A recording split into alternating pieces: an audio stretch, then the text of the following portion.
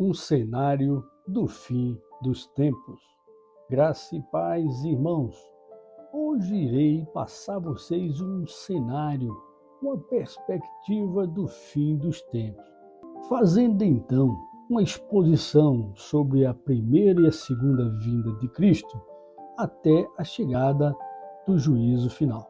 E em um breve relato, nós vemos que após a primeira vinda de Cristo, na qual João, no capítulo 1, versículo 14, diz que o Verbo se fez carne, o Cristo forma a igreja através dos apóstolos. É crucificado. Após a sua morte e ressurreição, ele vai ao Pai, como diz Atos, capítulo 1, versículo 11. Galileus, por que vocês estão olhando para o céu?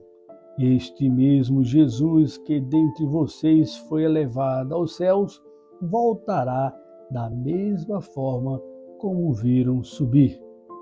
A humanidade ingressa então, a partir daí, na chamada era atual, ou seja, nos princípios das dores, no qual vemos rumores de guerras, fomes e pestes, terremotos, falsos profetas e falsos cristos. Após essa era, entra-se o que reconhecemos como a última semana de Daniel, no capítulo 9, versículo 27, que diz: com muitos ele fará uma aliança que durará uma semana. No meio da semana, ele dará fim ao sacrifício e à oferta. E numa ala do templo será colocado o sacrilégio terrível, até que chegue sobre ele o fim que lhe é decretado. Então iniciará o acordo de paz, que durará apenas 3 anos e meio. É quando há uma ascensão do anticristo. E depois esse pacto será quebrado. Virá então a perseguição aos santos. É quando entra-se na grande tribulação, e também durará 3 anos e meio a manifestação do anticristo. Logo após, vem a nossa esperança, a segunda vinda de Cristo. Ele vem nas nuvens, e todo olho verá, conforme Apocalipse 1:7, que diz: eis que ele vem com as nuvens, e todo olho verá, até mesmo aqueles que o traspassaram, e todos os povos da terra se lamentarão por causa dele. Assim será. Amém. Veja que o Apocalipse corrobora, ou seja, confirma o que Lucas falou em Atos 1:11, como lemos anteriormente. Nessa segunda vinda de Cristo, haverá a primeira ressurreição dos santos, sua transformação, o arrebatamento, o encontrar com o Senhor nos ares. Seremos todos guardados da ira de Deus que virá sobre aqueles que foram contra o seu Filho, assim como a todo tipo de impiedade. Então o Messias desce para reinar, o que é chamado de reino milenar, que é o reino de Cristo com os remidos na terra, o reino de sacerdotes sobre todas as nações por 1000 anos.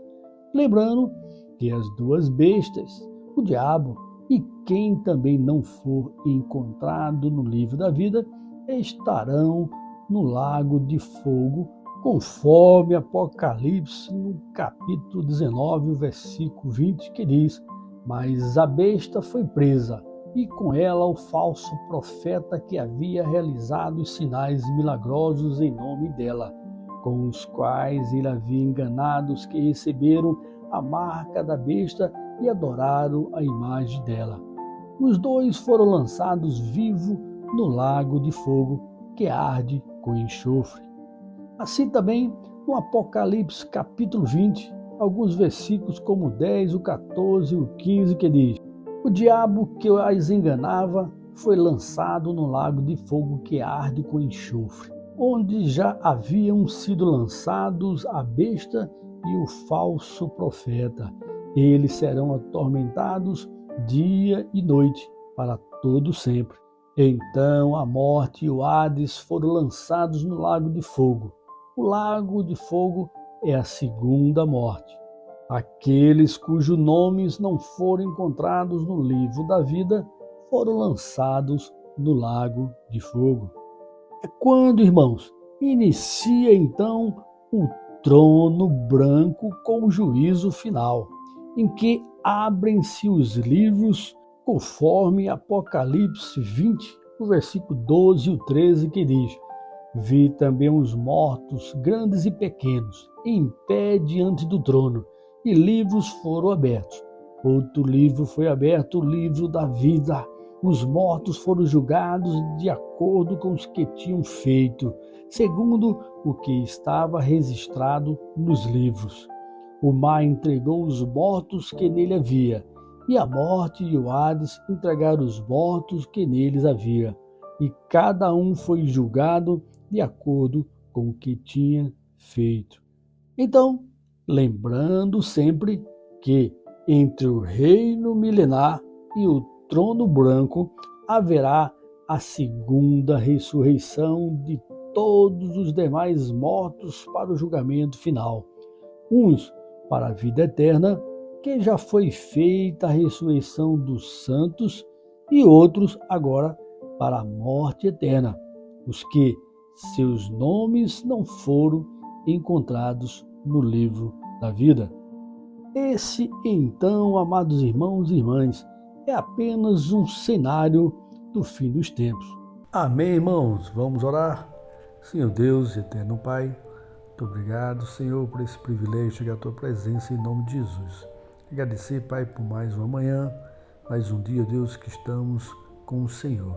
Entregamos, ó Deus, todo esse contexto desse estudo, Pai, na qual te pedimos a Tua misericórdia sobre nós e que o Senhor Deus toque nosso coração, nossa mente para entender as Tuas coisas, Pai.